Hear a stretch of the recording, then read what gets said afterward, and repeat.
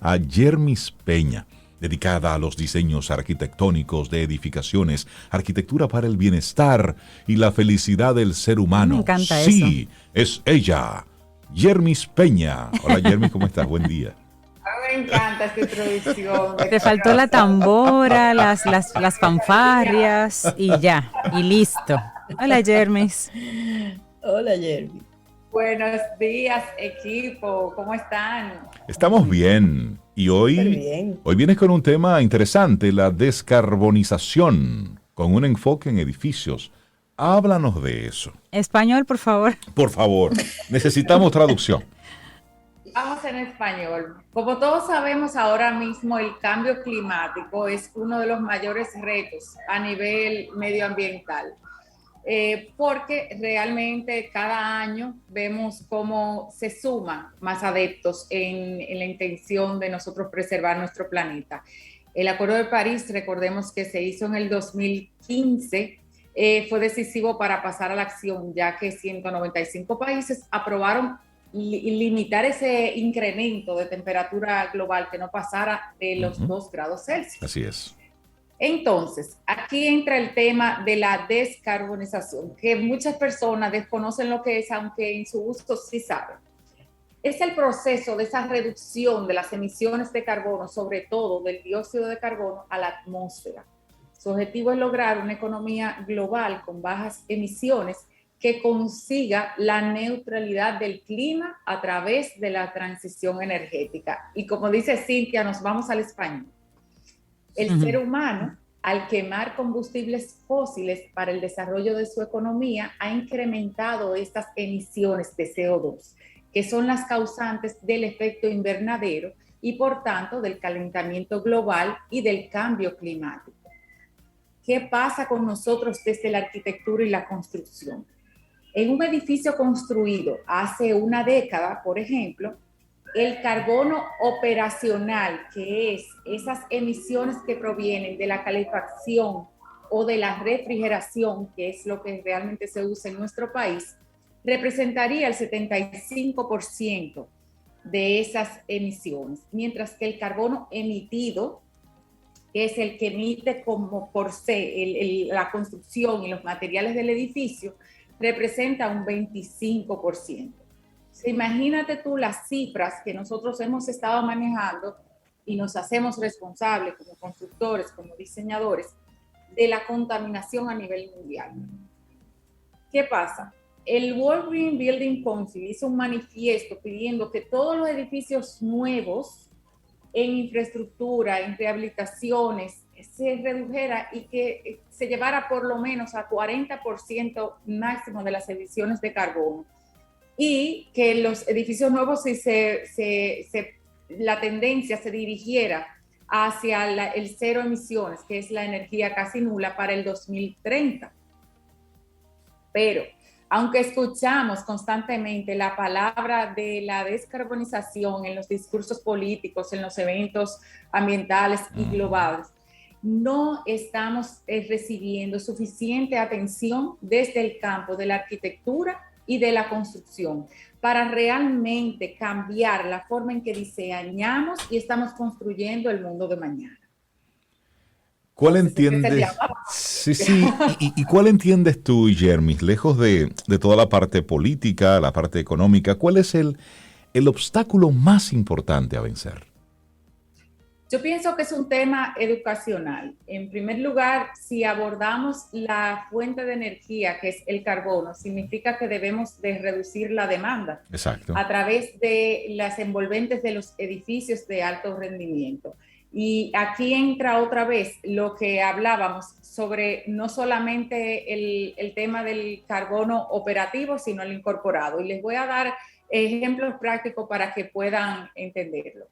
En edificios que ya están construidos, obviamente ahí nosotros se puede resultar un poco difícil cambiar las propiedades del cerramiento del edificio como tal, pero sí podemos hacer mejoras a nivel de energía renovable para entonces tener un gasto menor, idealmente que sea en el sitio, o hacer algunos cambios en el uso.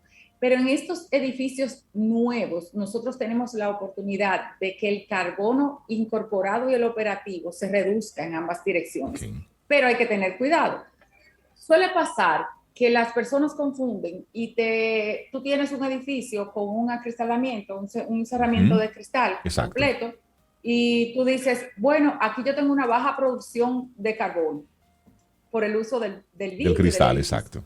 Pero estamos obviando que si ese cerramiento de cristal no tiene un aislamiento, entonces en el ciclo de vida, en el uso del edificio, yo vuelvo y disparo, porque entonces voy a necesitar refrigerar, voy a necesitar un gasto de energía mayor, porque aquellos cristales me están permitiendo el paso del calor al 100%, entonces ahí no tengo ninguna reducción. Simultáneamente tenemos que tener reducciones en el uso de los materiales y también a nivel del ciclo de vida y de la operación de esos edificios. Y eso se trabaja en la mesa de dibujo del arquitecto. Y qué bueno que tú lo planteas así. A veces llego a lugares donde toda la estructura es 4 paredes y un techo, sin tomar en cuenta la salida del sol, sin tomar en cuenta las diferentes, las correntías, es decir, las corrientes de aire, donde las ventanas son escasas, o por no decir nulas. Y yo digo, pero es que no hay alguna asignatura dentro del paquete de formación de los arquitectos que hable sobre cómo tú construir conectado con el ambiente, es decir, la dirección de la casa, y dentro de la casa, las posiciones de los diferentes espacios. Es decir, dónde colocar la cocina, que es el lugar donde se genera más calor, las habitaciones donde deben estar ubicadas. Sí, es como si priorizaran el espacio más que la convivencia natural en ese lugar. Yo te puedo dar una opinión antes que Jeremy lo haga, por si acaso ella no se atreve. Mira qué es lo que pasa. Yo tengo una hermana arquitecta y con ella, mientras estudiaba, aprendí que los arquitectos construyen pensando en la gente. Okay. Los buenos arquitectos. Okay. Pero ¿qué pasa? Aquí hay mucha gente, Rey, Cintia, que no es arquitecto y diseña. Y entonces por eso tú ves ese tipo de cosas. O arquitectos que pasaron por la universidad y no se aprendieron esa parte pasaron con C y la con persona. Que pasaron con D y con C. Ajá, sí pasaron. Es como que tienes el conocimiento, pero no lo pones en práctica. Y como bien dice Cintia, muchas veces, pues aunque tengan la presencia de un arquitecto, quien toma las decisiones es otro profesional. Y aquí viene el tema que le decía educacional y de conciencia.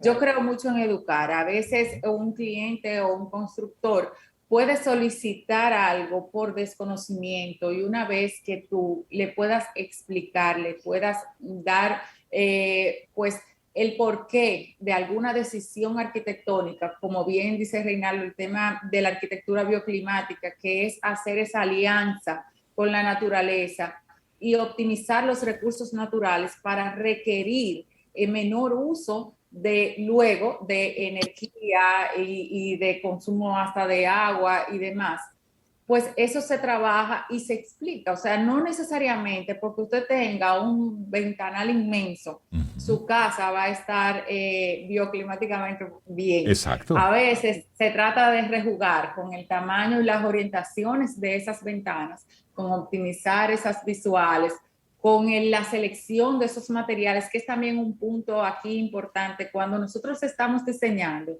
tenemos que analizar el ciclo de vida de esos edificios. ¿Qué va a pasar? Y la selección de los materiales que nosotros hagamos, no solamente en el envolvente, en los interiores, nos va a dar esa garantía de que esos materiales primero van a ser saludables y van a ser eficientes en el interior, que tengan poca huella o baja medioambiental. Y aplicar este método, estamos entonces impulsando lo que es la economía circular y manteniendo la consonancia de esa herramienta en el diseño. Entonces es un todo. Si no lo vemos de forma holística y nos quedamos en crear formas atractivas visualmente, exteriores, o en cuántos metros vamos a vender, cuál va a ser la rentabilidad del proyecto, lo cual es algo muy importante también. no vamos a contribuir jamás a colaborar a que el medio ambiente, a que el planeta se reduzcan las emisiones de carbono.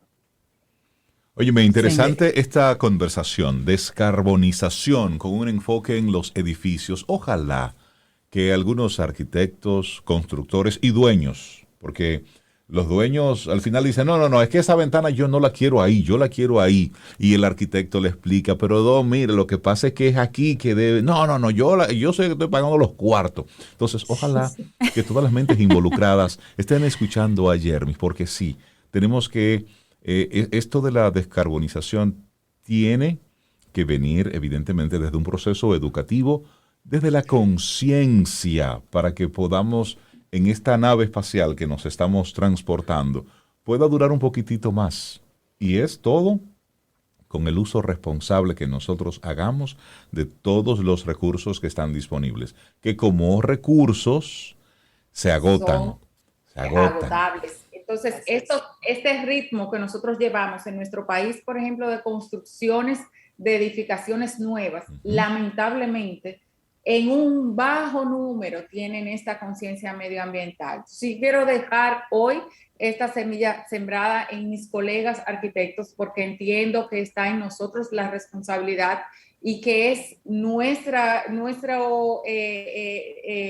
llamado, quizás. Nuestra responsabilidad educar a estos clientes, educar a la sociedad y saber que todo ese carbono incorporado, operativo, los edificios existentes, los nuevos edificios, la economía circular, los materiales livianos, todos estos temas deben considerarse para la descarbonización de manera integral. Entonces, esperamos que con esto podamos ayudar a que nuestra república vaya girando un poco mejor. Buenísimo. Yermis Peña, arquitecta, muchísimas gracias por compartirnos este tema en el día de hoy. Que tengas un excelente día. Gracias a ustedes. Buen día. Gracias, Yermis. Un abrazo, Yermis.